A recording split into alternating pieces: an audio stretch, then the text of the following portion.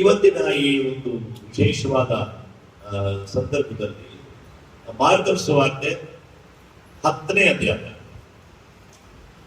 14ನೇ ವಚನ ಹೋದ್ರೆ ಕೋಪಗೊಂಡು ಅವರಿಗೆ ಚಿಕ್ಕ ಮಕ್ಕಳನ್ನ ನನ್ನ ಹತ್ತಿರಕ್ಕೆ ಬರಗೊಳಿಸಿರಿ, ಅವುಗಳಿಗೆ ಮಾಡ್ತಾರೆ. ಎಸ್, ದೇವರಿಗೆ ಸ್ತೋತ್ರ. ದೇವರ ರಾಜ್ಯ ಯಾರಂತೆ ಇಂಥವರದು ಅಂತ ಹೇಳಿದ್ರು. ಓಕೆ, ದೇವರಿಗೆ ಸ್ತೋತ್ರ. ಸತ್ಯವೇದದಲ್ಲಿ ನಮಗೆ ಏನ್ ಬೋಧಿಸ್ತದೆ ಅಂದ್ರೆ ಮಕ್ಕಳು ದೇವರ ಸೊತ್ತು. ಹೌದಾ? 127ನೇ ದಾವಿದನ ಕೀರ್ತನೆ 3ನೇ ವಚನ ಓದ್ರಿ. ಹೇಳುದು ಓದ್ತಾ ಇರ್ಬೇಕು. ಪುತ್ರ ಸಂತಾನವು ಯೆಹೋವನಿಂದ ಬಂದ ಸ್ವಾಸ್ಥ್ಯವು, ಗರ್ಭಫಲವು ಆತನ ಬಹುಮಾನ. ನೋಡ್ರಿ, ಪುತ್ರ ಸಂತಾನ ಯೆಹೋವನಿಂದ ಬಂದ ಆತನ ಸ್ವತ್ತು ಅಂತ ಹೇಳ್ತಾರೆ. ನೀವು ಇಲ್ಲಿ ಕುಳಿತಿರುವಂತ ಹೆಣ್ಮಕ್ಕಳು, ಇಲ್ಲಿ ಕುಳಿತಿರುವಂತ ಮಕ್ಕಳು ಎಲ್ಲರೂ ಕೂಡ ದೇವರ ಏನಂದ್ರೆ ಸ್ವತ್ತು, ದೇವರ ಆಸ್ತಿ. ಇವೆಲ್ಲ ಚೆನ್ನಾಗಿ ತಿಳ್ಕೊಳ್ಬೇಕು. ದೇವರ ಆಸ್ತಿಯಾಗಿರುವಂತ ನಿಮಗೆ ದೇವರು ಕೊಟ್ಟಿರುವಂತ ಮಕ್ಕಳು, ಆಸ್ತಿಯಾಗಿ ಕೊಟ್ಟಿರುವಂತ ಈ ಮಕ್ಕಳನ್ನ, ಬಹುಮಾನವಾಗಿ ಕೊಟ್ಟಿರುವಂತ ಈ ಮಕ್ಕಳನ್ನ ದೇವರ ಮಹಿಮೆಗೋಸ್ಕರ ಬೆಳೆಸಬೇಕಾದದ್ದು ಎಲ್ಲರ ಕರ್ತವ್ಯ ಎಂಬುದಾಗಿ ದೇವವಾಕ್ಯ ನಮಗೆ ತಿಳಿಸ್ತಾ ಇದ್ದಾರೆ. ದೇವರಿಗೆ ಸ್ತೋತ್ರವಾಗಿ. ಆದ್ರಿಂದ ಇದು ಬಹಳ ಮನುಷ್ಯನ ಜೀವಿತದಲ್ಲಿ ಈ ಮಕ್ಕಳು ಇರ್ತಕ್ಕಂಥದ್ದು ದೊಡ್ಡ ಬಹುಮಾನ. ಗೊತ್ತಾಯ್ತಾ? ಮದುವೆ ಆದವರು ಒಂದು ವೇಳೆ ಮಕ್ಕಳಾಗ್ಲಿಲ್ಲ, 1ನೇ ವರ್ಷದಲ್ಲಿ ಆಗ್ಲಿಲ್ಲ ಅಂದ್ರೆ 2ನೇ ವರ್ಷದಲ್ಲಿ ಆಗ್ಬೋದು, 2ನೇ ವರ್ಷದಲ್ಲಿ ಆಗ್ಲಿಲ್ಲ ಅಂತಂದ್ರೆ 3ನೇ ವರ್ಷದಲ್ಲಿ ಆಗ್ಬೋದು. ಮನುಷ್ಯನ ಒಂದು ಮನಸ್ಥಿತಿ ಹೇಳ್ತಾ ಇದ್ದೀವಿ. ಮನಸ್ಥಿತಿ 3ನೇ ವರ್ಷದಲ್ಲಿ ಆಗ್ಲಿಲ್ಲ ಅಂದ್ರೆ 4ನೇ ವರ್ಷದಲ್ಲಿ ಆಗ್ಬೋದು ಅಂತ ಅನ್ಬೋದು. ಅದಾದ್ಮೇಲೆ ಅವರು ಸಂಯಮ ಕಳ್ಕೊಳ್ತಾರೆ. ಸಂಯಮ ಕಳ್ಕೊಂಡು ಬೇರೆ ಬೇರೆ ರೀತಿಯಲ್ಲಿ ಅವರು ಮಾತನಾಡುವಂಥದ್ದನ್ನು ನಾವು ನೋಡ್ತೇವೆ. ದೇವರಿಗೆ ಕಣ್ಣಿಲ್ಲ, ಅಲ್ಲಿ ಪಕ್ಕದಲ್ಲಿ ಏನೋ ನಮ್ಮನೆ ಪಕ್ಕದಲ್ಲಿ ಇರುವಂತ ಹುಡುಗನಿಗೆ 10 ಮಕ್ಕಳಿದ್ದಾರೆ, ನಮಗೆ ಹೊಂದ್ಕೊಳೋದಕ್ಕಾಗಲ್ವಾ ಹಾಗೆ ಅಂತ ನೋಡ್ರಿ. ಇದನ್ನ ನಾವು ಯೋಚನೆ ಮಾಡ್ಬೇಕು. ದೇವರ ಮಕ್ಕಳು ಯಾವಾಗ ಯೋಚನೆ ಮಾಡ್ಬೇಕಂದ್ರೆ ಅಬ್ರಹಾಮನು ಎಂದಾದ್ರೂ ಮಕ್ಕಳಿಲ್ಲ ಅಂತ ಗೊಡ್ಗಾಡಿದ್ದಾನ? ಬೈಬಲಲ್ಲಿ ಬರೆಯಲ್ಪಡ್ತಾ ಇದೆ. ದೇವರಿಗೆ ಸ್ತೋತ್ರ. ಆದರೂ ಸಂಯಮದಿಂದ ಇದ್ದ, ಸಮಾಧಾನದಿಂದ ದೇವರನ್ನ, ಸೃಷ್ಟಿಕರ್ತನಾದಂತ ಯೆಹೋವನನ್ನ ಆರಾಧಿಸುತ್ತಾ ಧ್ಯಾನಿಸುತ್ತಾ ಆತನು ದೇವರಲ್ಲಿ ಬಲ ಹೊಂದುತ್ತಾ ಇದ್ದಾನೆ ಎಂಬುದಾಗಿ ನಾವು ಮಕ್ಕಳ ವಿಷಯದಲ್ಲಿ ಯೋಚನೆಯನ್ನು ಮಾಡಿಲ್ಲ. ಅವನೇನಂತ ಅವನ ಮನೆಯಲ್ಲಿರುವಂತ ಸೇವಕರ ಮಕ್ಕಳು ಇವರೆಲ್ಲರೂ ನನ್ನ ಮಕ್ಕಳು ಅಂತ ಹೇಳಿದ್ರು. ನೀವು ಹೇಳ್ತೀರಾ ಹಾಗೆ? ಪಕ್ಕದ ಮನೆಯ ಮಗುನ ನಮ್ಮ ಮಗು ಅಂತ ಹೇಳ್ತೀರಾ? ನೋಡ್ರಿ, ದೇವರಿಗೆ ಸ್ತೋತ್ರವಾಗಿ. ಅದಕ್ಕೆ ಯೇಸು ಸ್ವಾಮಿ ಏನು ಹೇಳ್ತಾ ಇದ್ದಾನೆ? ದೇವರಿಗೆ ಸ್ತೋತ್ರ. ಮಕ್ಕಳನ್ನ ಗದರಿಸ್ಬೇಡ್ರಿ, ನನ್ನ ಬಳಿಗೆ ಕರ್ಕೊಂಡು ಬರ್ರಿ. ನಾನೇನ್ ಮಾಡ್ತೀನಿ? ಅವ್ರಿಗೆ ಏನ್ ಮಾಡ್ತೀನಿ? ಅವ್ರಿಗೆ ಆಶೀರ್ವಾದ ಮಾಡ್ತೀನಿ. ಗದರಿಸ್ಬೇಡ್ರಿ. ಗೊತ್ತಾಯ್ತು? ಕೆಲವು ಸಭೆಗಳಲ್ಲಿ ಈ ರೀತಿ ಆಗಿದೆ, ನನ್ನ ಮಕ್ಕಳು ಸಂಡೇ ಸ್ಕೂಲ್ಗೆ ಹೋದ್ರೆ ಕೆಟ್ಟೋಗ್ಬಿಡ್ತಾರೆ ಅಂತ, ನನ್ನ ಮಕ್ಕಳು ಯವನಸ್ಥರ ಕೂಟಕ್ಕೆ ಹೋದ್ರೆ ಕೆಟ್ಟೋಗ್ಬಿಡ್ತಾರೆ ಅಂತ ಅನೇಕ ತಂದೆ ತಾಯಿಗಳ ಮನಸ್ಸಿನಲ್ಲಿ ಇರೋದನ್ನು ನೋಡುವಾಗ ತುಂಬಾ ದುಃಖ ಆಗ್ತದೆ. ನಾನು ಸಂಡೇ ಸ್ಕೂಲಲ್ಲಿ ಓದಿದ್ದು, ನಾನು ಯವನಸ್ಥರ ಕೂಟದಲ್ಲಿ ಓದಿದ್ದು. ಗೊತ್ತಾಯ್ತಾ? ಆದ್ರೆ ದೇವರು ನನ್ನನ್ನ ಇವತ್ತು ಈ ಒಂದು ಸ್ಥಾನಕ್ಕೆ ನಿಲ್ಲಿಸಿರುವಂಥದ್ದು ದೇವರಿಗೆ ಕೃಪೆ ಎಂಬುದಾಗಿ. ಇಲ್ಲಿರುವಂತ ಅನೇಕ ಮಕ್ಕಳು, ಇಲ್ಲಿರುವಂತ ಅನೇಕ ಯೌವನಸ್ಥರು ದೇವರಿಗೆ ಸ್ತೋತ್ರವಾಗಿ ಅವರು ಕೂಡ ನನ್ನ ರೀತಿಯಾಗಿ ದೇವರು ಅವರನ್ನು ಕೂಡ ಮುಂದಿನ ದಿನಗಳಲ್ಲಿ ಸಭೆಯಲ್ಲಿ ಉಪಯೋಗ ಮಾಡಲಿಕ್ಕೆ ಕರೆಯಬಹುದು. ಗೊತ್ತಾಯ್ತಾ? ಅವೆಲ್ಲ ಬಂದಿರಬೇಕು. ಗೊತ್ತಾಯ್ತಾ? ಅವೆಲ್ಲ ಈ ಉದಾಹರಣೆಗಾಗಿ ಒಬ್ಬ ರಾಜಕೀಯ ನಾಯಕ ಏನಾದರೂ ಓಕೆ ಫೋನ್ ಮಾಡಿ ನಮ್ಮ ಸಭೆಯಲ್ಲಿ ಅಂತ ಯಾರ್ದೋ ಒಂದು ಫೋನ್ ಮಾಡಿ ನಾ ಬಂದಿದ್ದೀನಪ್ಪ ಬಾ ಅಂತ ಏನ್ ಮಾಡ್ತೇವೆ? ಹೇಳ್ಕೊಡ್ತೀರ? ಏನೇ ಬಿಟ್ಟರು ಕೂಡ ಅದ್ರ ಬಿಡೋದಿಲ್ಲ. ದೇವರಿಗೆ ಸ್ತೋತ್ರ. ಹಾಗೆ ಸ್ವಾಮಿ ಕರೆದಿದ್ದಾನೆ ನನ್ನನ್ನ ಎಂಬತಕ್ಕಂಥ ಒಂದು ಭಾವನೆಯನ್ನು ನಾವು ಬೆಳೆಸ್ಕೊಂಡು ದೇವರ ಮಹಿಮೆಗೋಸ್ಕರವಾಗಿ ನಾವು ನಮ್ಮ ಮಕ್ಕಳನ್ನ ದೇವರ ಸ್ವತ್ತನ್ನ, ದೇವರ ಬಹುಮಾನವನ್ನ, ದೇವರಿಗೋಸ್ಕರವಾಗಿ ಗರ್ಭ ಫಲವನ್ನ ದೇವರ ಮಹಿಮೆಗೋಸ್ಕರ ಬೆಳೆಸಬೇಕು. Hallelujah, hallelujah, hallelujah. ದೇವರಿಗೆ ಸ್ತೋತ್ರವಾಗಿ. ಕರ್ತನಲ್ಲಿ ಪ್ರಿಯವಾದವರು, ಇನ್ನೊಂದು ವಿಷಯ, ಎರಡನೇ ವಿಷಯ ಏನಪ್ಪಾ ಅಂತಂದ್ರೆ, ಮಕ್ಕಳು ಅಂದ್ರೆ ತಾಯಿಯ ಗರ್ಭದಲ್ಲಿ ಹುಟ್ಟುವುದಕ್ಕಿಂತ ಮುಂಚಿತವಾಗಿ ಪಿಂಡವಾಗಿರುವಾಗ ದೇವರಿಗೆ ಚೆನ್ನಾಗಿ ಗೊತ್ತಿದೆ. ದೇವರ ವಾಕ್ಯ ಅದೇ, ನಾನು ಪಿಂಡವಾಗಿರುವಾಗ ನಿನ್ನ ಕಣ್ಣುಗಳು ನನ್ನನ್ನು ಅಲ್ಲೆಲ್ಲೂಯಾ. ಎಲ್ಲಿದೆ ಅಂತ ನಿಮ್ಗೆ ಗೊತ್ತಾದ ಆ ವಾಕ್ಯ?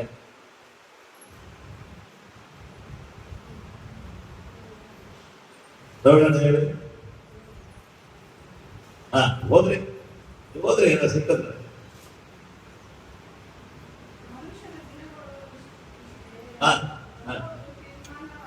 ಆಗಿದೆ ಅಲ್ಲ.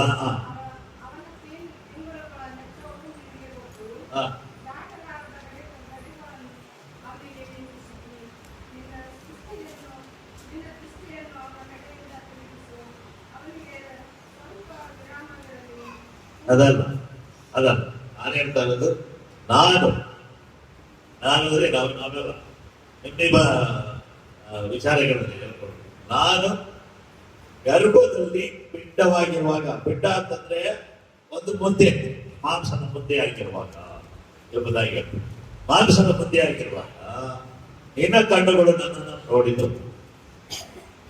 ಎಷ್ಟು ಅದ್ಭುತವಾದ ನೋಡ್ರಿ. ಆಗಿನಿಂದಲೂ ಕೂಡ ದೇವರು ನಾವು ಪಿಂಡವಾಗಿರುವಾಗ, ಸಣ್ಣ ಮುದ್ದೆಯಾಗಿರುವಾಗ ದೇವರ ಕಣ್ಣುಗಳು ನಮ್ಮನ್ನ ನೋಡ್ಕೊಂಡು ಬೆಳೆಸ್ಕೊಂಡು ಬರ್ತಾ ಇದೆ ಎಂಬುದಾಗಿ ನಾವು ಅಲ್ಲೆಲ್ಲೂಯಾ. ಆದ್ರಿಂದ ಮಕ್ಕಳು ದೇವರ ಸ್ವತ್ವವನ್ನು ತೆಗೆದುಕೊಳ್ತಾರೆ. ಎಲ್ಲ ಮಕ್ಕಳು ನಾವೆಲ್ಲ, ಈ ಮಕ್ಕಳೆಲ್ಲರೂ ಕೂಡ ನನ್ನ ವಯಸ್ಸಾಯ್ತಪ್ಪ, ನಾನು ದೇವರ ಮಗ ಅಲ್ಲ ಅಂತ ಹೇಳಿ ಬರೋದಿಲ್ಲ. ಗೊತ್ತಾಯ್ತಾ? ಅರ್ಥ ಆಯ್ತಲ್ಲ? ದೇವರಿಗೆ ಸ್ತೋತ್ರವಾಗಿ. ವಯಸ್ಸಾಗಲಿ, ಗೊತ್ತಾಯ್ತಾ, ಮಧ್ಯ ವಯಸ್ಕರಾಗ್ಲಿ, ಸಣ್ಣ ಯೌವನಸ್ಥರಾಗ್ಲಿ, ಸಣ್ಣವರಾಗ್ಲಿ, ಏನಂದ್ರೆ ದೇವರಿಗೆ ಸ್ತೋತ್ರವಾಗಲಿ. ನಾವೆಲ್ಲರೂ ಕೂಡ ದೇವರ ಸ್ವತ್ತು ಎಂಬುದಾಗಿ ದೇವರ ವಾಕ್ಯ ತಿಳಿಸ್ತಾರೆ. ಮಕ್ಕಳ ವಾಕ್ಯ ಬಹಳ ಖುಷಿಯಾಗಿದೆ. ಗೊತ್ತಾಯ್ತಾ? ಮಕ್ಕಳಿದ್ರೆ ಅಂತ ಮನೆಯಲ್ಲಿ ಏನಂದ್ರೆ ಯಾವಾಗಲೂ ಏನಂದ್ರೆ ಯೇಸು ಕ್ರಿಸ್ತನಿಗೆ ಇರ್ತಾನೆ. ಆನಂದ ಆನಂದ ಆನಂದ ಯಾವಾಗಲೂ ದೇವರಿಗೆ ಸ್ತೋತ್ರವಾಗಿ. ಇಲ್ಲಾಂದ್ರೆ ಗಂಡ ಹೆಂಡತಿ ಯಾವಾಗಲೂ ಕಿತ್ತಾಟ, ಮಕ್ಕಳು ಇಲ್ಲ ಮನೆ. ಆದ್ರೆ ಯಾವ ವ್ಯಕ್ತಿ ಯೇಸು ಕ್ರಿಸ್ತನ ರೀತಿಯಲ್ಲಿ, ಯೇಸು ಕ್ರಿಸ್ತನ ಮಗನಾಗಿ, ಈ ಮಗವು ನನ್ನದು, ಮಕ್ಕಳ ಮನೆಯವರಾಗಲಿ, ಅಣ್ಣ ತಮ್ಮದಿಯದಾಗಲಿ, ಅಕ್ಕ ತಂಗಿಯದಾಗಲಿ, ಈ ಮಗು ನನ್ನದು ಎಂಬುದಾಗಿ ಯಾರು ಭಾವನೆ ಮಾಡ್ತಾರೋ ಅವರಿಗೆ ಮಕ್ಕಳ ಯೋಚನೆ ಇರೋದಿಲ್ಲ. ದೇವರು ಹತ್ತರಷ್ಟು ಅವರಲ್ಲಿ ಸಂತೋಷ ಸಮಾಧಾನವನ್ನ ಇಡ್ತಾನೆ ಎಂಬುದಾಗಿ ನಾವು ನೋಡಬಹುದಾಗಿದೆ. ದೇವರಿಗೆ ಸ್ತೋತ್ರ. ಆದ್ರಿಂದ ಆ ಗರ್ಭದಲ್ಲಿ ಇರುವಾಗಲೇ ನಾನೇನು, ನೀನೇನು ಎಂಬುದಾಗಿ ಸೃಷ್ಟಿಕರ್ತನಿಗೆ ಚೆನ್ನಾಗಿ ಗೊತ್ತು. ಏನಂದ್ರೆ ಪರಮಜ್ಞಾನಿ ಎಂಬುದಾಗಿ ಹೇಳ್ತಾರೆ. ಪರಮಜ್ಞಾನಿ ಅಂದ್ರೆ ಲೋಕದಲ್ಲಿ ಯಾರು ಕೂಡ ಪರಮಜ್ಞಾನಿಗಳಲ್ಲ, ಆತನೊಬ್ಬನೇ ಪರಮಜ್ಞಾನಿ. ದೇವರಿಗೆ ಸ್ತೋತ್ರವಾಗಿ. ಮತ್ತು ಆತನ ಮಕ್ಕಳ ವಿಷಯದಲ್ಲಿ ಬಹಳ ಕಾಳಜಿ ವಹಿಸ್ತಾನೆ ಅಂತ ಹೇಳ್ತಾರೆ.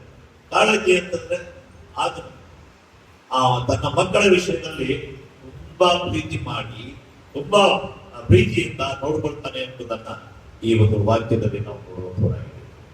ಕರ್ತನಲ್ಲಿ ಪ್ರಿಯರ, ಆದ್ರಿಂದ ಶಿಷ್ಯರು ಮಕ್ಕಳನ್ನ ಗದರಿಸಿದಾಗಿ ಕೂಡ ದೇವರಿಗೆ ಸ್ತೋತ್ರವಾಗಿ. ಯೇಸು ಕ್ರಿಸ್ತನು ಅವರನ್ನ ಗದರಿಸಿ, ಯಾರನ್ನ? ಶಿಷ್ಯರನ್ನೇ ಗದರಿಸಿ ಮಕ್ಕಳನ್ನ ನನ್ನ ಹತ್ತಿರ ಬರಗೊಳಿಸಿ. ನೋಡಿ, ಯೂನಿವರ್ಸಲ್, ಬರೀ ನಮ್ಮ ಕ್ರೈಸ್ಟ್ ಮೆಥೋಡಿಸ್ಟ್ ದೇವಾಲಯದ ಮಾತ್ರ ಅಲ್ಲ, ಇಟ್ ಯೂನಿವರ್ಸ್. ಎಲ್ಲ ಮಕ್ಕಳು ದೇವರ ಮಕ್ಕಳು, ಎಲ್ಲ ಸೃಷ್ಟಿ ದೈವ ಸೃಷ್ಟಿ. ನೋಡಿದ್ರ, ದೇವರಿಗೆ ಗೊತ್ತಿಲ್ಲದೆ ಇರೋರು ಏನಂದ್ರೆ, ನೀವು ಕ್ರೈಸ್ತ ಮಕ್ಕಳು, ನೀವು ಹಿಂದೂ ಮಕ್ಕಳು, ನೀವು ಮುಸಲ್ಮಾನ್ ಮಕ್ಕಳು ಎಂಬುದಾಗಿ ನಾವು ಭಾವನೆ ಮಾಡುವಂಥದ್ದು ನಮ್ಮಲ್ಲೇ ಎಷ್ಟೋ ಜನ ಇದೆ, ನಮ್ಮ ಸಭೆಯಲ್ಲೇ ಇದ್ದಾರೆ. ಗೊತ್ತಾಯ್ತು. ಯಾರಾದ್ರೂ ಇಲ್ಲಿ ಪ್ರಾರ್ಥನೆ ಮಾಡಿಸ್ಕೊಳಕ್ ಬಂದ್ರೆ ಅದಕ್ಕೊಬ್ರು ಯಾರೋ ಬಂದು ನೋಡಿರ್ತಾರೆ, ಅದೊಂದು ಫೋಟೋ ತಕ್ಕೊಂಡು ಹೋಗಿ ಅಲ್ಲಿ ಏನಂದ್ರೆ ಪೂರ ಪಬ್ಲಿಸಿಟಿ ಮಾಡ್ತಾರೆ. ಅವ್ರ ಮನೆ ಕೊಟ್ಟು ಅವ್ರೇನ್ ಮಾಡ್ಕೊತಾ ಇದ್ದಾರೆ ಅನ್ನೋದು ಅವ್ರಿಗೆ ಗೊತ್ತಿಲ್ಲ, ಯಾರಿಗೂ ಗೊತ್ತಿಲ್ಲ. ಸಾರಿ, ಇದೆಲ್ಲ ನಾನು ಹೇಳೋದಕ್ಕೆ ನನಗೆ ತುಂಬಾ ನೋವಾಗ್ತಾ ಇದೆ. ಗೊತ್ತಾಯ್ತಾ? ನಿಮ್ಮನೆ ಕೊಟ್ಟನ್ನ ನೀವೇ ಬಿಟ್ಕೊಡ್ತಾ ಇದ್ದೆ. ಹೇಳ್ತಾ ಇದ್ದೆ, ಏನ್ ಕೊಟ್ಟು ಯಾರು ಬಂದ್ರು ಬಂದು ಪ್ರಾರ್ಥನೆ ಮಾಡಿ ಅಂದ್ರೆ ನಾವು ಮಾಡಿದ್ರೆ ಹೋಗಿ ಅಜ್ಜಬೇಕು ಅಂತ ಹೇಳಕ್ಕಾಗ್ತದ? ದೇವರು ನಮ್ಮನ್ನು ನೇಮಿಸಿರೋದೇ ಅದಕ್ಕೋಸ್ಕರವಾಗಿ. ಸೊ ಆದ್ರಿಂದ ದೇವರಿಗೆ ಸ್ತೋತ್ರವಾಗಿ ಇಂಥ ನಾವು ದೇವರ ಮಕ್ಕಳಾಗಿ ಮಾತಾಡೋದನ್ನ ಕಲಿಬೇಕು. ದೊಡ್ಡವ್ರ ವಿಷಯ ನಾವೆಲ್ಲ ದೊಡ್ಡವರಾಗ್ಬಿಟ್ಟಿದ್ದೀವಿ, ತಂದೆ ತಾಯಿಗಳಾಗಿದೆ. ಮಕ್ಕಳೇ ನೀವೇ ಕಲಿಬೇಕು, ನೀವೇ ಆಯ್ತು, ನಮ್ದಾಯ್ತು, ಮುಗಿತು. ಏನ್ ಮುಗಿದಿದೆ? ಏನು ಮುಗಿದಿಲ್ಲ ಆಗಿತ್ತು. ನೀವೇನು ಮಾಡಿಲ್ಲ, ಇದು ಮುಗಿಯೋದಲ್ಲಿ ಬಂತು. ನೋಡಿದ್ರ ದೇವರಿಗೆ ಸ್ತೋತ್ರವಾಗಿ. ಆದ್ರಿಂದ ಈ ರಜಾಕಾಲದ ಸತ್ಯವೇದ ಅಧ್ಯಯನ, ಈ ಒಂದು ವಿಶೇಷವಾದಂತ ಪಾಠಗಳಲ್ಲಿ ನಾನು ಹೇಳೋದೇನಂದ್ರೆ, ಈವನ್ ಯೌವನಸ್ಥರು ಈಗಿನ ಮಕ್ಕಳೇನಂದ್ರೆ 9ನೇ ಕ್ಲಾಸ್ ಹೋಗ್ತಿದ್ದಾಗ ಸ್ವಲ್ಪ ದೊಡ್ಡವರಾಗ್ತದೆ ಅಂದ್ರೆ ನಾನು ಒಬ್ಬಳೇ ದೊಡ್ಡವಳಲ್ಲಿ ನಾನು ಹೆಂಗೋ ಕೂತ್ಕೊಳ್ಳಿ, ನಾನು ಹೆಂಗೋ ಕೂತ್ಕೊಳ್ಳಿ ಎಂಬುದಾಗಿ ಒಂಥರ ಆ ರೀತಿಯಾದ ತನ ಮಾಡ್ತಾರೆ. ತಂದೆ ತಾಯಿಗಳು ಆ ಮಕ್ಕಳನ್ನ ಏನಂದ್ರೆ ಅವರ ಮನಸ್ಸನ್ನ ಶುದ್ಧ ಮಾಡ್ಬೇಕು. ಶುದ್ಧ ಮಾಡಿ ಅವರನ್ನ ಏನು ಭಾನುವಾರ ಶಾಲೆಗೆ, ಯೌವನಸ್ಥ ಮಕ್ಕಳಿಗೆ ಊಟಕ್ಕೆ ಎಲ್ಲ ಕಳಿಸ್ಕೊಡ್ಬೇಕು. ದೇವರಿಗೆ ಅದಕ್ಕೆ ಅನೇಕ ಸಮಯದಲ್ಲಿ ನಾನು ಅನೌನ್ಸ್ ಮಾಡಿದ್ದೀನಿ, ಯೌವನಸ್ಥ ಮಕ್ಕಳು ಯಾರ್ಯಾರು ಮದುವೆ ಆಗಿದ್ದಾರೋ, ಹೊಸದಾಗಿ ಮದುವೆ ಆಗಿದ್ದ ಅವರೆಲ್ಲರೂ ಯೌವನಸ್ಥ ಕುಟುಂಬ ಬನ್ನಿ, ನನಗೆ ಕಲಿಸ್ಬೇಕು ಅನ್ನೋ ಮನಸ್ಸಿದೆ. ನಿಮಗೆ ಕಲಿಬೇಕು ಅನ್ನೋ ಮನಸ್ಸೆಲ್ಲ ಬರ್ತದೆ. ದೇವರಿಗೆ ಸ್ತೋತ್ರವಾಗಿ. ಕೇವಲ ದೇವರು ಏನು ನೀವು ಬಂದು BBS ಅಲ್ಲಿ ಕಲಿಸ್ಬಿಟ್ಟೆ ಆಯ್ತು, ನನ್ನ ಕೆಲಸ, ಮನೆಗೆ ಹೋಗ್ಬಿಟ್ರೆ ಮತ್ತೆ ಭಾನುವಾರ ಬರುವುದಿಲ್ಲ ಯಾಕಂದ್ರೆ ನಾನು ಸುಸ್ತಾಗಿದೆ. ದೇವರು ಆ ಕಾರಣೆಲ್ಲ ಕೇಳಲ್ಲ. ಗೊತ್ತಾಯ್ತಾ? ದೇವರು ಆ ಕಾರಣನ ಕೇಳೋದಿಲ್ಲ ಎಂಬುದಾಗಿ ನೋಡ್ತೀವಿ. ಆದ್ರಿಂದ ದೇವರಿಗೆ ಸ್ತೋತ್ರವಾಗಿ ದೇವರು ಮಕ್ಕಳನ್ನ ಕಾಳಜಿ ಮಾಡ್ತಾ ಹಳೆ ಒಡಂಬಡಿಕೆಯಲ್ಲಿ ಇಸ್ರಾಯೇಲರನ್ನ ತನ್ನ ಮಕ್ಕಳನ್ನಾಗಿ ಆರಿಸಿಕೊಂಡ ಎಂಬುದಾಗಿ ನೋಡ್ತೇವೆ. ಅಲ್ಲೆಲ್ಲೂಯಾ. ಆತ್ಮೀಕ ಹೆಸರನ್ನು ಆರಿಸಿಕೊಂಡಿದ್ದಾರೆ.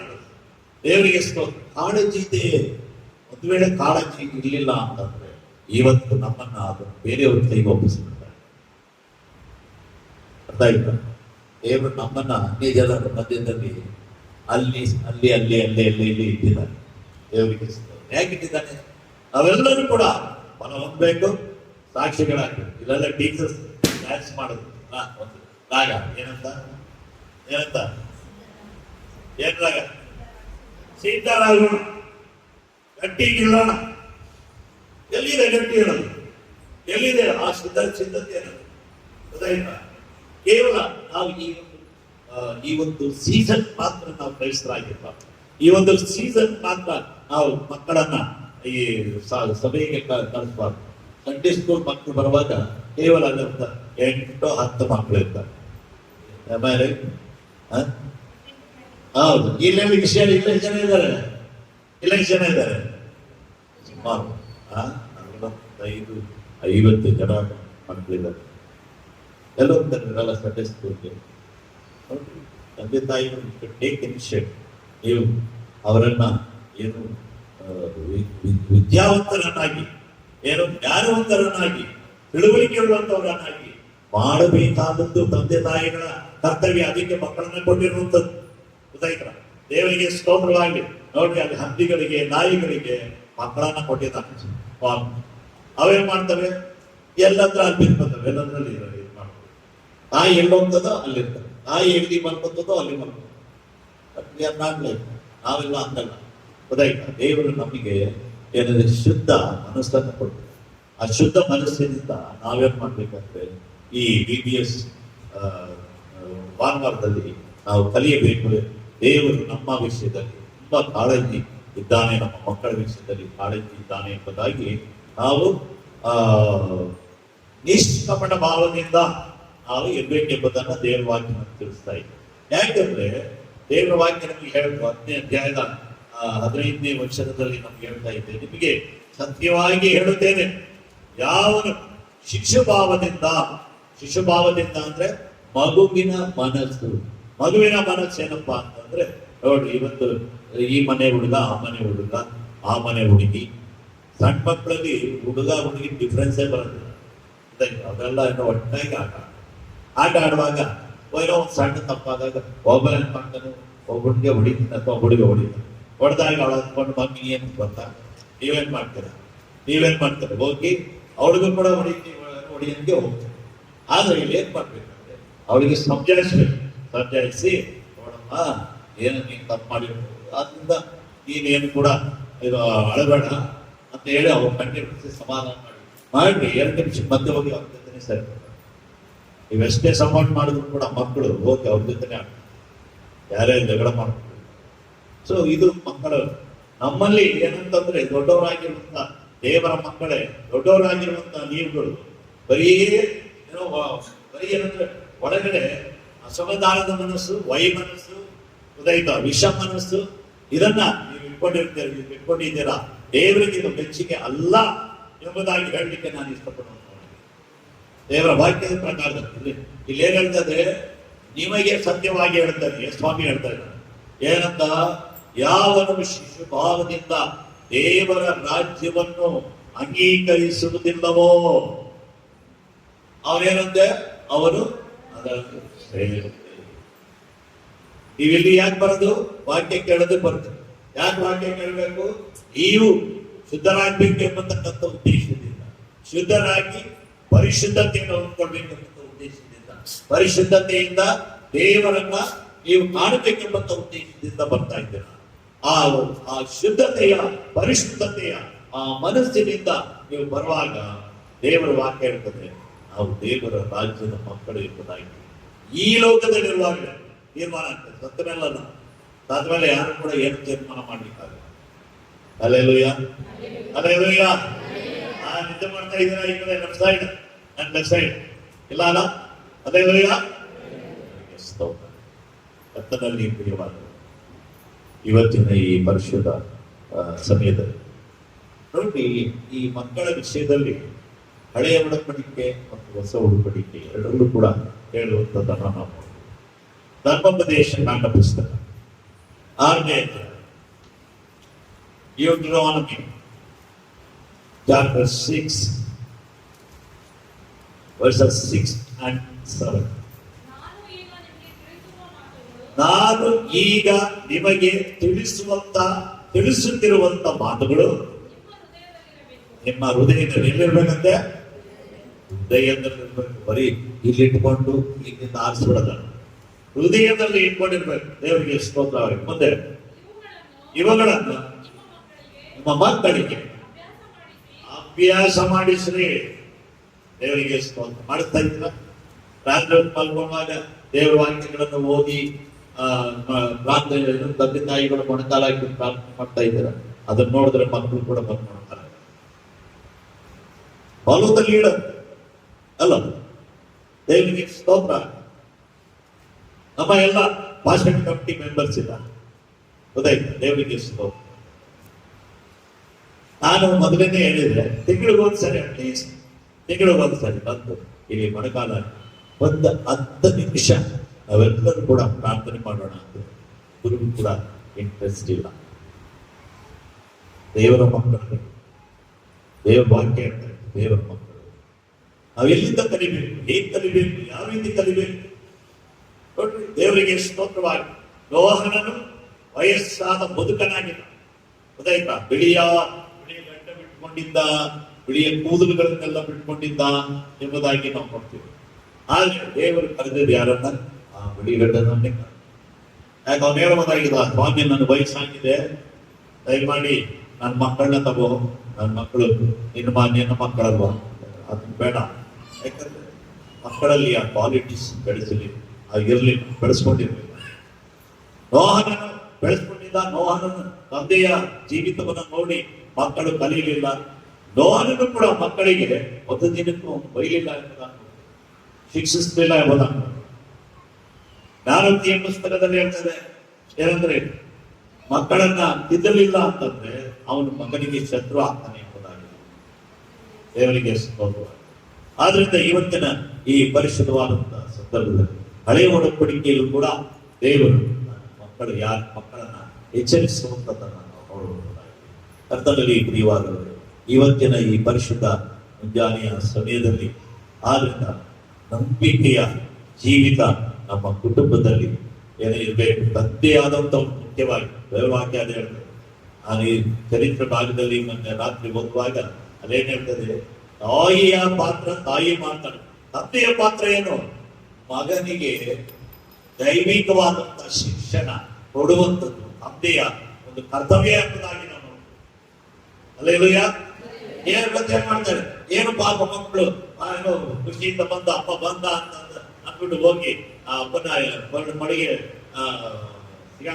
ನೇತಾಡ್ಕೊಂಡ್ರು ಅಂತಂದ್ರೆ ಅಪ್ಪ ಏನ್ ಮಾಡ್ತಾನೆ, ಏನೋ ಒಂದು ಟೆನ್ಷನ್ ಬಂದಿರ್ತಾರೆ ನೋಡ್ರಿ. ಆ ಟೆನ್ಷನ್ಸ್, ಆ ಮನಸ್ಸಿನಲ್ಲಿರುವಂತ ಆಯಾಸಗಳು, ದೇಹದಲ್ಲಿರುವಂತ ಆಯಾಸಗಳು, ದೇಹದಲ್ಲಿರುವಂತ ಎಲ್ಲಾ ವಿಚಾರಗಳು, ನಾವು ಅದೆಲ್ಲ ಪರಿಹಾರ ಆಗಬೇಕಾದ್ರೆ ದೇವರು ಕೊಟ್ಟಿರುವಂತ ಈ ಮಕ್ಕಳ ಮೂಲಕನೇ. ಅಲ್ಲೇಲೂಯ. ನಾವು ಮಾತಾಡ್ತಾರೆ ಹಿಂದೆ ಕೆಲವರು ಒಪ್ಕೊಂಡಿಲ್ಲ. ದೇವರಿಗೆ ದೇವ್ರು ನಿಮ್ಮನ್ನು ನೋಡ್ತಾ ಇದ್ದಾನೆ ದೇವರಿಗೆ ಕರ್ತನನ್ನು ದೇವರು ತನ್ನ ವಾಕ್ಯಗಳಿಂದ ನಮ್ಮನ್ನು ಬಲಪಡಿಸ್ತಾ ಇದ್ದಾನೆ. ಆದ್ರಿಂದ ತಂದೆ ತಾಯಿ ಮುಖ್ಯವಾಗಿ ತಂದೆ ಎಂಬುದಾಗಿ ಹೇಳ್ತಾ ಇದ್ದಾರೆ. ತಂದೆಗಳು ಮಕ್ಕಳ ಶಿಕ್ಷಣಕ್ಕಾಗಿ ಜವಾಬ್ದಾರಿಯುತರಾಗಿರ್ತಾರೆ. ಹಾಗಿದ್ಮೇಲೆ ತಂದೆಯಾದಂಥವನು ಕೂಡ ಏನಾಗಿರ್ಬೇಕು? ಪ್ರವೀಣನಾಗಿರ್ಬೇಕು.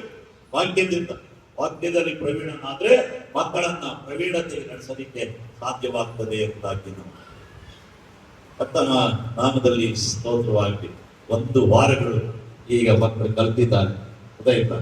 ಮನೆಯಲ್ಲಿ ತಂದೆ ತಾಯಿಗಳೇ ಅವ್ರು ಕಲ್ತಿದ್ದನ್ನ ಸ್ವಲ್ಪ ರಿಪೀಟ್ ಮಾಡೋದಿಕ್ಕೆ ಎನ್ಕರೇಜ್ ಮಾಡಿ. ವಾಕ್ಯಗಳ ಬಾಯಿಪಾಠ ಮಾಡಿದಾರಲ್ಲ ಅದನ್ನೆಲ್ಲ ಇನ್ನೂ ಹೆಚ್ಚಿಗೆ ಬಾಯಿಪಾಠ ಮಾಡಿಸ್ತಾರೆ. ಆಗ ಆ ಬಾಯಿಪಾಠ ಮಾಡುವಾಗ, ಅವ್ರ ಬಾಯಿ ತೆರೆದು ಬಾಯಿಪಾಠ ಮಾಡುವಾಗ ದೇವರ ಆಶೀರ್ವಾದ ಬಾಯಿನ ಹೊರಗಡೆಯಿಂದ ಹೋಗಿ ದೇವರಿಗೆ ಸ್ತೋತ್ರವಾಗಿ ಆ ಆಶೀರ್ವಾದ ಮನೆಯವರೆಲ್ಲರಿಗೆ ಬರುವಂಥದ್ದು ಎಂಬುದಾಗಿ ನಾವು ದೇವರ ವಾಕ್ಯ ಹೇಳ್ತದೆ. ನಾನು ಸುಮ್ಮನೆ ಹೇಳ್ತಲ್ಲ, ಸಮಯ ಜಾಸ್ತಿ ಆಗ್ತದೆ ಅಂತ ನನ್ನ ವಾಕ್ಯ ತಿಳಿಸ್ತಾ ಇದ್ದೆ. ದೇವರಿಗೆ ಸ್ತೋತ್ರವಾಗಿ ಪ್ರಿಯವಾದವರೇ, ನಾವಿಲ್ಲಿ ಬಂದಿರೋದು ದೇವರ ಮನ್ನವನ್ನ ಸಮೃದ್ಧಿಯಾಗಿ ಹೊಟ್ಟೆ ತುಂಬ ಊಟ ಮಾಡಲಿಕ್ಕೆ, ಖುಷಿಯಿಂದ ಊಟ ಮಾಡಲಿಕ್ಕೆ, ಸಂತೋಷದಿಂದ ಊಟ ಮಾಡಲಿಕ್ಕೆ, ಸಮಾಧಾನದಿಂದ ಊಟ ಮಾಡಲಿಕ್ಕೆ ನಾವಿಲ್ಲಿಗೆ ಬಂದಿದ್ದೇವೆ. ಗೊತ್ತಾಯ್ತಾ? ಯಾರು ಬೇಸರ ಪಡೋದು ಅವಶ್ಯಕತೆ ಇಲ್ಲ ಎಂಬುದಾಗಿ ಹೇಳಿ, ಬೇಸರ ಪಡೋದಾದ್ರೆ ಅದು ಸೈತಾನಿನಿಂದ ಬಂದಂತ ಮನಸ್ಸು ಎಂಬುದಾಗಿ ನಾವು ನೋಡುವಂತವರಾಗಿದೆ. ದೇವರಿಗೆ ಸ್ತೋತ್ರವಾಗಿ. ಆದ್ರಿಂದ ನಾವು ಇದನ್ನ ಕೀರ್ತನೆ 78:5 ಏನ್ ಹೇಳ್ತದೆ ನೋಡೋಣ. ದಾವೀದನ ಕೀರ್ತನೆ 78ನೇ ಕೀರ್ತನೆ 5ನೇ ವಚನದಿಂದ, ಯಾಕೋಬ ವಂಶದಲ್ಲಿ ಒಬ್ಬರು ಕಟ್ಟಳೆಯನ್ನಿಟ್ಟು ಇಸ್ರಾಯೇಲರಿಗೆ ನಿಯಮ ಮಾಡಿದನು. ಆತ್ಮೀರಮ ಬರೀ ಹೋಗ್ಕೊಂಡು ಹೋಗೋದೇ ಅಲ್ಲ, ಆತ್ಮೀಕ ಇಸ್ರಾಯೇಲರಿಗೂ ಕೂಡ ನಿಯಮ ಮಾಡಿದ್ದಾರೆ. ಆ ನಿಯಮದಲ್ಲಿ ನಾವು ಬದುಕಬೇಕು. ಬೈಬಲ್ ಏನು ನಿಯಮ ಇಟ್ಟಿರುವಂತ ವಿಚಾರಗಳು ದೇವರ ವಾಕ್ಯದ ಪ್ರಕಾರದಲ್ಲಿ ಎಂಬುದಾಗಿ ನಾವು ನೋಡ್ತೀವಿ. ಅತಿಯಾದ ದೇವರಿಗೆ ಸ್ತೋತ್ರವಾಗಲಿ. ಆದ್ರಿಂದ ಇಸ್ರಾಯೇಲರಿಗೆ ನಿಯಮ ಮಾಡಿ ನಮ್ಮ ಹಿರಿಯರಿಗೆ ಆಜ್ಞಾಪಿಸಿದ್ದೇನೆಂದರೆ ಅವುಗಳನ್ನು ನಿಮ್ಮ ಮಕ್ಕಳಿಗೆ ಹೇಳಿಕೊಡ್ರಿ. ಯಾವ್ದನ್ನ? ಧರ್ಮೋಪದೇಶ ಪುಸ್ತಕ 6ನೇ ಅಧ್ಯಾಯ 7 ಮತ್ತು 8ನೇ ವಚನದಲ್ಲಿರುವಂತ ವಾಕ್ಯಗಳನ್ನ ಮಕ್ಕಳಿಗೆ ಕಲಿಸಬೇಕು. ಅದೇನ್ ಹೇಳ್ತಾರೆ? ಅವರು ಮಲ್ಕೊಳ್ಳುವಾಗ್ಲು, ಅವರು ಎದ್ದೋಡುವಾಗ್ಲು, ಅವರು ನಡೆಯುವಾಗ್ಲೂ ಕೂಡ, ಅವರು ಓಡಾಡುವಾಗ್ಲೂ ಕೂಡ ಎಂಬುದಾಗಿ ಪ್ರತಿ ಹೆಜ್ಜೆಗೂ ಕೂಡ ದೇವರ ವಾಕ್ಯದಲ್ಲಿ ಮಕ್ಕಳನ್ನ ನಾವು ಬೆಳೆಸಬೇಕೆಂಬುದಾಗಿ ನಾವು ನೋಡ್ತೀವಿ. Alleluia, alleluia. ಅವರಿಗೆ ಸ್ತೋತ್ರವಾಗಲಿ. ಕರ್ತನಲ್ಲಿ ಪ್ರಿಯವಾದವರೇ, ಆದ್ರಿಂದ ಮಕ್ಕಳಲ್ಲಿ ಹೆಚ್ಚಿನ ಶಿಸ್ತನ್ನ ಬೆಳೆಸಲು ತಂದೆಯಾದಂಥವ್ರು, ತಾಯಿಯಾದಂಥವ್ರು ಗಮನ ಕೊಡಬೇಕು. ಶಿಸ್ತು, ಗೊತ್ತಾಯ್ತಾ? ಶಿಸ್ತು ಇವತ್ತಿನ ದಿನಗಳಲ್ಲಿ ಮಕ್ಕಳಲ್ಲಿ ಇಲ್ಲ. ಗೊತ್ತಾಯ್ತಾ? ದೇವರಿಗೆ ಸ್ತೋತ್ರವಾಗಲಿ. ಮಕ್ಕಳಲ್ಲಿ ನಾವು ತಂದೆ ತಾಯಿಗಳು ಬೆಳೆಸಬೇಕಾದದ್ದು ನಮ್ಮೆಲ್ಲರ ಕರ್ತವ್ಯ ಎಂಬುದಾಗಿ ನಾವು ಮಾಡ್ತೇವೆ. ದೇವರಿಗೆ ಸ್ತೋತ್ರವಾಗಿ. ಆದ್ರಿಂದ ಮುಂದಿನ ವಚನ ಏನ್ ಹೇಳ್ತದೆ, ಇದರಿಂದ ನಾವು ಮುಂದಿನ ತಲೆಯವರೆಗೆ ಗೊತ್ತಾಗಿ ಅವರ ಮಕ್ಕಳು ಅವುಗಳನ್ನು ತಮ್ಮ ಮಕ್ಕಳು ಮೊಮ್ಮಕ್ಕಳಿಗೆ ತಿಳಿಸುತ್ತಾ ಹೋಗುವರು. ಆಗ ಅವರು ಮೊಂಡರು, ಅವಿಧೇಯರು, ಚಪಲಚಿತ್ತರು, ದೇವದ್ರೋಹಿಗಳು ಆದ ತಮ್ಮ ಪೂರ್ವಿಕರಂತಾಗದೆ ನನ್ನ ಮಹತ್ವಗಳನ್ನು ಮರೆಯದೆ ನನ್ನಲ್ಲಿಯೇ ಭರವಸೆವಿಟ್ಟು ನನ್ನ ಆಜ್ಞೆಗಳನ್ನು ಕೈಗೊಂಡಾರು ಎಂಬುದು. ದೇವರಿಗೆ ಸ್ತೋತ್ರ. ಹಾಗೆ ಈಗ ಕೈ ಎತ್ತಿ ನೋಡೋಣ, ಎಷ್ಟು ಜನಕ್ಕೆ ನಿದ್ದೆ ಬರ್ತಾ ಇತ್ತು? Hallelujah, hallelujah. ವಾರದಿಂದ ಬೆಳಿಗ್ಗೆ 8 ಗಂಟೆಗೆ ಯಾರು ಟೀಚರ್ಸ್, ಇನ್ನು ನಾನು 2-3 ದಿನ ಎಲ್ಲ ಸ್ವಲ್ಪ ರಿಲ್ಯಾಕ್ಸ್ ಆಗಿ 3ನೇ ದಿನಕ್ಕೆ ನಾವು ಬಂದಾಗ ಇವ್ರದೆಲ್ಲ ನೋಡಿದೆ. ಇವ್ರದೆಲ್ಲ ನೋಡಿ ಅವರಿಗೆ ನಾನು ಶಿಸ್ತಾಗಿ ಹೇಳೋದನ್ನ ಹೇಳಬೇಕಾಗಿ ಹೇಳಿದ್ದೆ. ದೇವರಿಗೆ ಸ್ತೋತ್ರ. ಮೊದಲು ಟೀಚರ್ಸ್, ಶಿಕ್ಷಕಿಯರು ಏನಂದ್ರೆ ಶಿಸ್ತಿನನ್ನ ಕಲ್ತ್ಕೊಂಡು ಅನಂತರದಲ್ಲಿ ಮಕ್ಕಳಿಗೆ ಕಲಿಸ್ಬೇಕು. ಅವರೇ ಶಿಸ್ತಾಗಿಲ್ಲ ಅಂದ್ರೆ ನಾವು ಮಗುವಿಗೆ ಲೇಟ್ ಆಗುತ್ತೆ, ಟೀಚರೇ ಲೇಟ್ ಆಗ್ತಕ್ಕಲ್ಲ, ಅಯ್ಯೋರೇ ನಾವೇನೇ. ಆದ್ರಿಂದ ಟೀಚರ್ಸ್ ಏನಂದ್ರೆ ಶಿಕ್ಷಕಿಯರು ಮೊದಲು ಡಿಸಿಪ್ಲಿನ್. ಹಾಗೆ ತಂದೆ ತಾಯಿಗಳು ಒಂದಲ್ಲ ಒಂದು ರೀತಿ ಶಿಕ್ಷಕರಾಗಿದ್ದೀರಾ. ನೀವು ನಿಮ್ಮ ಮಕ್ಕಳಿಗೆ ಬೋಧನೆ ಮಾಡಿ ಕಲಿಸ್ಬೇಕು, ಶಿಕ್ಷಣ ಕಲಿಸ್ಬೇಕು, ಶಿಸ್ತಾಗಿರುವುದನ್ನು ಕಲಿಸ್ಬೇಕು ಎಂಬುದಾಗಿ ದೇವರ ವಾಕ್ಯ ಹೇಳುವುದು ನಾವು ನೋಡ್ತಾ ಇದ್ದೇವೆ. ದೇವರಿಗೆ ಸ್ತೋತ್ರವಾಗಿ. ಆದ್ರಿಂದ ದೇವರಿಗೆ ಸ್ತೋತ್ರ. ಯೋಬನ ಪುಸ್ತಕ 5ನೇ ಅಧ್ಯಾಯ 16ನೇ ವಚನಕ್ಕೆ ಹೋಗೋಣ. ಯೋಬನ ಪುಸ್ತಕ 5ನೇ ಅಧ್ಯಾಯ 16ನೇ ವಚನ. ಹೀಗೆ ಬಡವನಿಗೆ ನಿರೀಕ್ಷೆ ಉಂಟಾಗುವುದು, ಅನ್ಯಾಯವು ಬಾಯಿ ಮುಚ್ಚಿಕೊಳ್ಳುವುದು. ಇಗೋ ಯಾವನು ಶಿಕ್ಷಿಸುವನೋ ಅವನು ಧನ್ಯನು. ನೋಡಿದ್ರ, ದೇವರಿಂದ ಶಿಕ್ಷೆ ಹೊಂದುವಂತವನು ಧನ್ಯರಂತೆ. ಆದ್ರಿಂದ ಮಕ್ಕಳೇ, ದೇವರ ಮಕ್ಕಳೇ, ಶಿಕ್ಷೆ ಕೊಟ್ಟಾಗ ಸಿಟ್ಟು ಮಾಡ್ಕೊಳ್ಬೇಡ್ರಿ, ಸಭೆ ಬರ್ದೇ ಇರ್ಬೇಡ್ರಿ, ನಾ ಸಭೆ ಬರಲ್ಲ ಎಂಬುದಾಗಿ ನೀವು ಅನ್ಕೊಳ್ಬೇಡ್ರಿ, ಡಿಸೈಡ್ ಮಾಡ್ಬೇಡ್ರಿ. ನೀವು ದೇವರಿಂದ ಶಿಕ್ಷೆಯನ್ನ ಯಾಕೆ ಅನುಭವಿಸ್ತೀರಾ ಎಂಬುದಾಗಿ ನಾವು ಪ್ರಕಟಣೆ ಗ್ರಂಥ 3ನೇ ಅಧ್ಯಾಯ 19ನೇ ವಚನದಲ್ಲಿ ನಾವು ನೋಡ್ತೇವೆ. ಪ್ರಕಟಣೆ ಗ್ರಂಥ ರೆವಲ್ಯೂಷನ್ ಚಾಪ್ಟರ್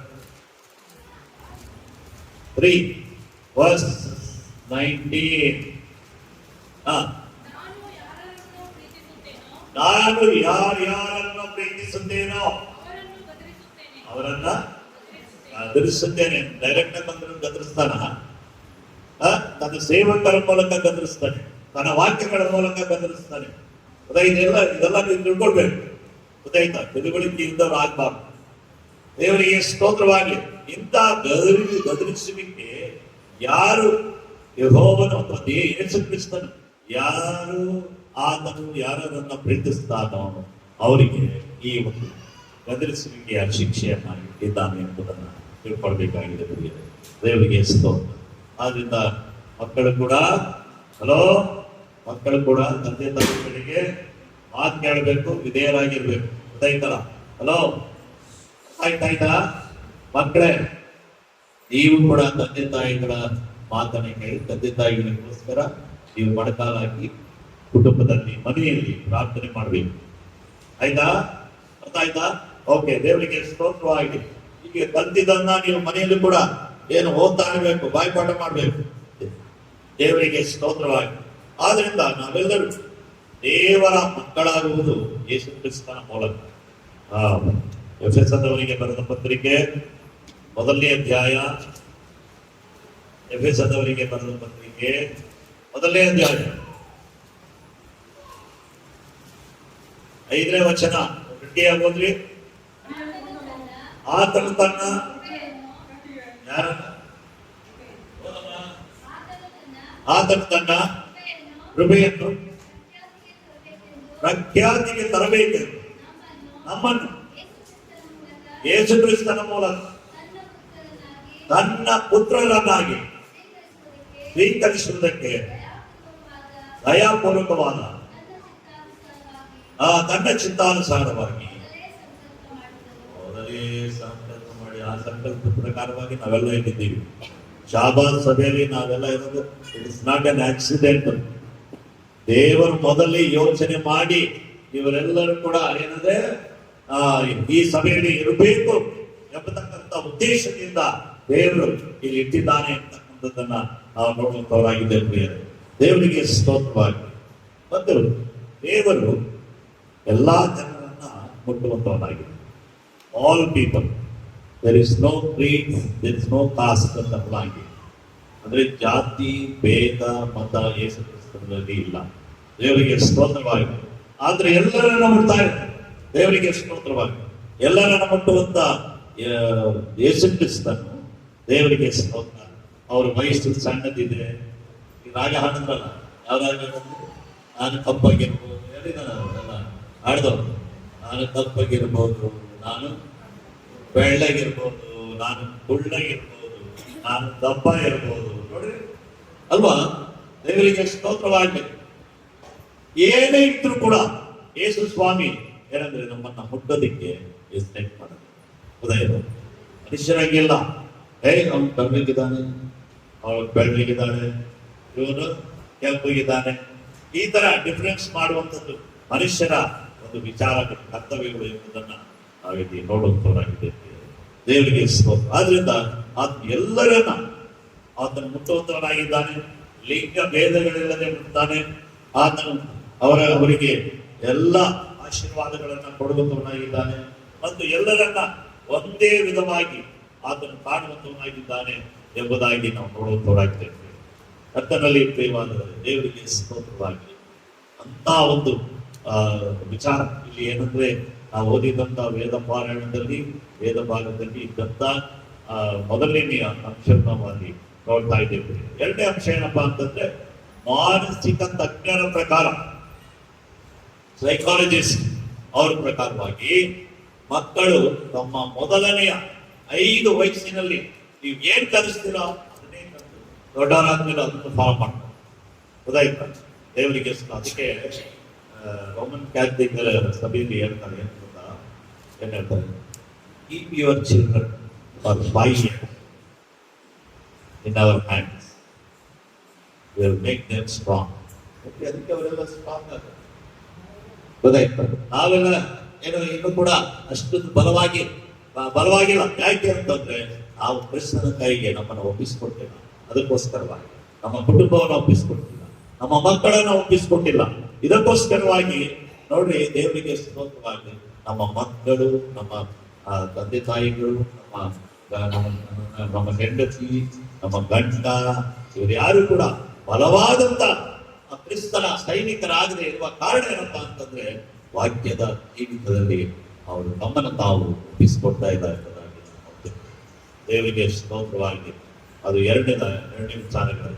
ಮೂರನೇದು ಮತ್ತು ಕೊನೆಯದಾಗಿ ನಾವು ಮಾಡುವಂತ ವಿಚಾರ, ನೋಡುವಂತ ವಿಚಾರ ಏನಪ್ಪಾ ಅಂತಂದ್ರೆ ಮಾಡಬೇಕಾದಂತ ವಿಚಾರ, ಮಕ್ಕಳು ಹೇಗೆ ತಮ್ಮ ಜೀವಿತದಿಂದ ನಮಗೆ ಕಲಿಸ್ತಾರೆ, ಮಕ್ಕಳ ಜೀವಿತದಿಂದ ನಾವು ಏನೇನು ಕಲಿಬಹುದು ಎಂಬತಕ್ಕಂಥದ್ದನ್ನ ನಾವು ಇಲ್ಲಿ ನೋಡುವಂತವರಾಗಿದೆ. ಆದ್ರಿಂದ ಶಿಶುಭಾವ ಎಂಬುದಾಗಿ ನಾವು ದೇವರ ವಾಕ್ಯದಲ್ಲಿ ಓದು 10ನೇ ಅಧ್ಯಾಯದ 15ನೇ ವಚನದಲ್ಲಿ ಓದು. ಶಿಶುಭಾವ ಎಂಬುದಾಗಿ ನೋಡುವಾಗ ಮೊದಲನೇದಾಗಿ ನಿಷ್ಕಪಟ, ಸರಳತೆ, ಇಂಗ್ಲಿಷಲ್ಲಿ ಹೇಳ್ತದೆ ಸಿಂಪ್ಲಿಸಿಟಿ ಎಂಬುದಾಗಿ ಹೇಳ್ತದೆ. ಇಂಗ್ಲಿಷಲ್ಲಿ ಸಿಂಪ್ಲಿಸಿಟಿ ಎಂಬುದಾಗಿ. ಎರಡನೇದಾಗಿ ನಮ್ರತೆ ಎಂಬುದಾಗಿ ಹೇಳ್ತದೆ. ವಿನಯ, ಇನ್ನೊಂದು ಮಾತನ್ನ ಹೇಳ್ಬೇಕಂದ್ರೆ ವಿನಯ ಎಂಬುದಾಗಿ ನಾವು ಹ್ಯುಮಿಲಿಟಿ ಎಂಬುದಾಗಿ ಹೇಳ್ತೇವೆ. ದೇವರಿಗೆ ಸ್ತೋತ್ರವಾಗಲಿ. ಮೂರನೇದಾಗಿ ಮಕ್ಕಳು ಬಾಯಿಲಿ ಅಲ್ಲೋಗಂತಂದ್ರೆ ಹೋಗ್ತದೆ ವಿಧೇಯತೆ, ಅದನ್ನ ತಗೊಂಡು ಮಾತ್ರ ತಗೊಂಡು. ತಾಯಿ ಕೂಡ ಮನೆಯಲ್ಲಿ ಏನಾದ್ರು ಹೇಳ್ಬಿಟ್ರೆ ಖುಷಿಯಿಂದ ಹೋಗಿ ತಗೊಂಡು ಒಬಿಡಿಯನ್ಸ್, ವಿಧೇಯತೆಯ ಮನಸ್ಸು ಎಂಬುದಾಗಿ ನಾವು ನೋಡ್ತೇವೆ. ನಾಲ್ಕನೇದು ಬಿಚ್ಚ ಮನಸ್ಸು, ಓಪನ್ನೆಸ್. ನಮ್ಮಲ್ಲಿಲ್ಲ ಓಪನ್ನೆಸ್. ಇಲ್ಲಿ ನಾವು ಏನ್ ಮಾಡ್ತೀವಿ, ನಮ್ಮ ಮುಂದೆ ಒಂದು ಮಾತಾಡ್ತೀವಿ ಹೊರಗಡೆ ಹೋಗಿ ಇನ್ನೊಂದು ಮಾತಾಡ್ತೀವಿ. This is not openness. No ದೇವರ ರಾಜ್ಯ ನಿಮಗೆ, ದೇವರ ರಾಜ್ಯದಲ್ಲಿ ನಿಮಗೆ ಸ್ಥಳನೇ ಇಲ್ಲ. ದೇವರಿಗೆ ಸ್ತೋತ್ರವಾಗಿ ಕರ್ತನಲ್ಲಿ ಪ್ರಿಯವಾದವರೇ, ಆದ್ದರಿಂದ ಇವತ್ತಿನ ಈ ಪರಿಶುದ್ಧವಾದಂತ ಸಂದರ್ಭದಲ್ಲಿ ದೇವರಿಗೆ ಸ್ತೋತ್ರ. ಈ ಶಿಶು ಭಾವದಿಂದ ಇರುವಾಗ ದೇವರ ರಾಜ್ಯ ನಮಗೆ ಕೊಡಲ್ಪಡ್ತದೆ ಎಂಬುದನ್ನು ದೇವರ ವಾಕ್ಯ ನಮಗೆ ತಿಳಿಸ್ತಾ ಇದೆ. ದೇವರಿಗೆ ಸ್ತೋತ್ರ. ಈ ಒಂದು ಪಿಕ್ಚರ್ ನೋಡ್ತಾ ಇದ್ದೀರಾ, ಅಂಡರ್ ಹಿಸ್ ವಿಂಗ್ಸ್ ಎಂಬುದ ಅಂದ್ರೆ ದಾವೀದನ ಕೀರ್ತನೆ 91:4ನೇ ವಚನದಲ್ಲಿ ಹೇಳ್ತದೆ, ಆತನು ತನ್ನ ರೆಕ್ಕೆಗಳಲ್ಲಿ ನಮ್ಮನ್ನ ಮರೆ ಮಾಡಿಕೊಳ್ತಾನೆ, ಒದಗಿಸಿಕೊಳ್ತಾನೆ ಎಂಬುದಾಗಿ ದೇವರ ವಾಕ್ಯ ಹೇಳ್ತದೆ. ಅದ್ಯಾವ ದೇವರಿಗೆ ಸ್ತೋತ್ರ. ಬರೀ ಮಕ್ಕಳನ್ನೆಲ್ಲ, ನಾವೆಲ್ಲರೂ ಕೂಡ ಮಕ್ಕಳು ಅಂತ ನಾನು ಆಗಲೇ ಮಕ್ಕಳ ಜೀವಿತ ನಮ್ದೆಲ್ಲ. ದೇವರಿಗೆ ಸ್ತೋತ್ರ. ದೇವರು ನಮ್ಮನ್ನ ತನ್ನ ರೆಕ್ಕೆಯಲ್ಲಿ ಮರೆ ಮಾಡಿಕೊಂಡಿದ್ದರಿಂದ ನಾವು ಈ ಶಾಬಾದ್ ಪಟ್ಟಣದಲ್ಲಿ ಇವತ್ತು ಜೀವಿಸ್ತಾ ಇದ್ದೇವೆ. Hallelujah, hallelujah, hallelujah. ದೇವರಿಗೆ ಸ್ತೋತ್ರ. ಸಿದ್ಧ ಆಗ್ತಾ ಇದ್ದೆ, ಆದ್ರಿಂದ ಯಾರು ಗಡ್ಬಡ್ ಮಾಡ್ಬೇಡ್ರಿ. ದೇವರ ನಾಮಕ್ಕೆ ಸ್ತೋತ್ರವಾಗಲಿ. 91ನೇ ವಚನದ 4ನೇ ವಚನ ನಾವು 91ನೇ ಅಧ್ಯಾಯದ 4ನೇ ವಚನ. ಆತನು ನಿನ್ನನ್ನು ತನ್ನ ರೇಖೆಗಳಿಂದ ಒದಗಿಸುವನು, ಆತನ ಪಕ್ಕಗಳ ಮರೆಯನ್ನು ಆಶ್ರಯಿಸಿಕೊಳ್ಳುವಿ. ಆತನ ಸಂತತಿ ನಿನಗೆ ಖೇಡಿಯೂ ಗುರಾಣಿಯೂ ಆಗಿದೆ. ನೋಡಿದ್ರ, ದೇವರಿಗೆ ಸ್ತೋತ್ರ. ಯಾರಾದ್ರೂ ಅಪ್ಪ ಅಮ್ಮ ಅಂತಾರ ಬಾಯಿದ್ರೆ ಕೈಯಲ್ಲಿ ನನ್ನ ಮಕ್ಕಳಲ್ಲಿ ನಿನ್ನನ್ನು ಇಟ್ಕೊತೀನಿ ಅಂತ ಅನ್ಸಲ್ಲ. ಯಾವ ತಂದೆ ತಾಯಿ ತಮ್ಮ ಮಕ್ಕಳನ್ನ ಅನ್ನೋದು ಅವ್ರಿರುವಾಗ ಏನೋ ಎತ್ಕೋಬಹುದು, ಮಕ್ಕಳಲ್ಲಿ ಓಡಾಡ್ಬೋದು ಅಷ್ಟೇ. ದೇವರು ಸಣ್ಣದ್ರಿಂದ ಹಿಡಿದು ದೊಡ್ಡವರ ತನಕ ಈಗಿನವರೆಗೆ, ಈ ಸಂದರ್ಭದವರೆಗೆ, ಈ ವಯಸ್ಸಿನವರೆಗೆ ದೇವರು ನಮ್ಮನ್ನ ತನ್ನ ರೇಖೆಯಲ್ಲಿ ಮರೆ ಮಾಡಿಕೊಡಲಿಕ್ಕೆ ಆತನ ಕೈ ಚಾಚಿ ಕರೀತಾ ಇದ್ದಾರೆ. ಗಾಯವಾದ ಹಸ್ತಗಳನ್ನು ಚಾಚಿ ಕರೀತಾ ಇದ್ದಾರೆ. Hallelujah, hallelujah, hallelujah. ಕೈ ಚಾಚಿ ಕರೀತರುವಾಗ ಆತನ ಗಾಯಗಳ ಗುರುತುಗಳನ್ನ ನಾವು ತಿಳ್ಕೊಂಡವರಾಗಿ, ಕಂಡುಕೊಂಡವರಾಗಿ ಆತನ ಸಮೀಪಕ್ಕೆ ನಾವು, ನಮ್ಮ ಕುಟುಂಬ, ನಮ್ಮ ಮಕ್ಕಳು ಎಲ್ಲರೂ ಕೂಡ ಆತನ ರೆಕ್ಕೆಯಲ್ಲಿ ನಾವು ಬಂದು ಸೇರ್ಬೇಕಾಗಿದೆ. ದೇವರಿಗೆ ಸ್ತೋತ್ರ. ಕೊನೆಯದಾಗಿ ಯೆಹೋಶುವನು ಬರೆದ ಗ್ರಂಥದಲ್ಲಿ ಆತನ ಹೇಳ್ತಾನೆ ಏನಂದ್ರೆ, ನಾನು ಮತ್ತು ನನ್ನ ಮನೆಯವರು ಯಾರನ್ನ ಯೆಹೋವನನ್ನೇ ಸೇವಿಸುತ್ತೇವೆ. ನೋಡ್ರಿ, ಆತನ ಮಕ್ಕಳಿಗೆಲ್ಲ ಅನಿಸ್ಕೊಟ್ಟಿಲ್ಲ. ಅದಕ್ಕೋಸ್ಕರ ಧೈರ್ಯವಾಗಿ ನನ್ನ ಆತ್ಮನ ಬಲದಿಂದ ಆತನ ಹೇಳ್ತಾ ಇದ್ದಾನೆ. ದೇವರಿಗೆ ಸ್ತೋತ್ರವಾಗಿ. ಇವತ್ತಿನ ಈ ಪರಿಶುದ್ಧ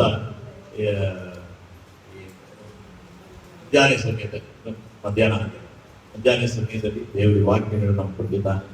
ಮಕ್ಕಳು ದೇವರ ಸ್ತೋತ್ರ. ಪರಲೋಕಕ್ಕೆ ಹೋಗ್ಬೇಕಾದ್ರೆ ಮಕ್ಕಳ ಸ್ವಭಾವ ಜಗಳ ಆಗ್ಬೇಕು. ಗೊತ್ತಾಯ್ತಾ?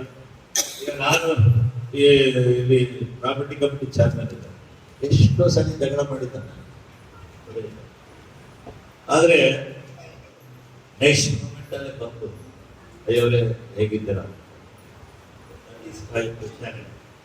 ಗೊತ್ತಾಯ್ತು, ಅದನ್ನೇ ಸಾಧಿಸ್ಕೊಂಡು ಅವನ್ನ ಇಲ್ಲಿಂದ ತೆಗೆದಾಕ್ಬೇಕು, ಇಲ್ಲಿಂದ ಇದು ಮಾಡ್ಬೇಕು ಅಂತ ಕುಟುಂಬಕಾರಿಗೆ ಮಾಡುವಂಥದ್ದಲ್ಲ. ಅದು ಸೈತಾನನ ಉದ್ಗಾರಿ ಮಾಡಬೇಕು. ಗೊತ್ತಾಯ್ತು? ಒಬ್ಬರನ್ನೊಬ್ಬರು ಕ್ಷಮಿಸ್ಬೇಕು. ಇರಷ್ಟು ಕಾಲ ದೇವರು ಯಾವಾಗ ನನಗೆ ಇಲ್ಲಿಂದ ಹೋಗಪ್ಪ ಮಗನೇ ನಿಂದೆ ಸಾಕಿ ಹಿಡಿದು ಟ್ರಾನ್ಸ್ಫರ್ ತಗೋ ಅಂತ ಹೇಳಿದ್ರು ಅಂತ ದೇವರು ನನಗೆ ಚಿಟ್ಟಿ ಕೊಡ್ತಾನೋ, ಆಗ ನಾನು ಏನಂದ್ರೆ ಇಲ್ಲಿಂದ ನಾನೇ ಹೋಗ್ತೀನಪ್ಪ. ಗೊತ್ತಾಯ್ತಾ? ದೇವರಿಗೆ ಆದ್ರೆ ಇನ್ನೊಂದು ವಿಷಯ ಹೇಳೋದಂದ್ರೆ, ನಾನು ಎಲ್ಲೇ ಹೋಗ್ಲಿ, ಎಲ್ಲೇ ಸೇವೆ ಮಾಡಿರಲಿ, ದೇವರಿಗೆ ಸ್ತೋತ್ರ. ದೇವರಿಗೆ ಮಹಿಮೆ ಆಗುವಂತ ಸೇವೆ ನಾನು ಮಾಡಿ. ದೇವರಿಗೆ ಸ್ತೋತ್ರ. ಒಂದು ಎರಡನೇದಾಗಿ ಏನಂದ್ರೆ, ಯಾವ ಸಭೆಯಲ್ಲೂ ಕೂಡ ನಾನು ಏನಂದ್ರೆ ಒಗ್ಗಟ್ಟೆ ಮಾಡ್ತಾರಲ್ಲ, ಏನ್ ಮಾಡ್ತಾರೆ, ಫೇರ್ವೆಲ್ ತಗೊಂಡವನೇ ಅಲ್ಲ. ಯಾಕೆಂದ್ರೆ ವೆಲ್ಕಮ್ ಇಂದ ಫೇರ್ವೆಲ್ ಅವರು ಏನೇನ್ ಮಾಡಿರ್ತಾರಲ್ಲ, ಅದನ್ನ ನಮಗೆ ವಿಚಾರಗಳೇ ಇದಾಗುತ್ತೆ. ಅದು ಬೇರೆ ಬೇರೆ ತಗೊಂಡಾಗ ನಮ್ಗೆ ಇಷ್ಟ ಕೂಡ ದೇವರಿಗೆ ಸ್ತೋತ್ರವಾಗಿ. ಆದ್ರಿಂದ ದೇವರು ನಿಮ್ಮನ್ನೆಲ್ಲ ಆಶೀರ್ವಾದ ಮಾಡಲಿ, ನಿಮ್ಮ ಮಕ್ಕಳನ್ನು ಆಶೀರ್ವದಿಸಲಿ. ಯೆಹೋಶುವನು ಹೇಳಿದ ಹಾಗೆ ನಾನು ನನ್ನ ಕುಟುಂಬದವರು ಯೆಹೋವನನ್ನೇ ದೇವರಿಗೆ ಸ್ತೋತ್ರ. ವಾಕ್ಯಗಳನ್ನ ದೇವರು ನಮ್ಮೆಲ್ಲರ ಆತ್ಮಿಕ ಲಾಭಕ್ಕೋಸ್ಕರ ಆಶೀರ್ವಾದ ಮಾಡಲಿ.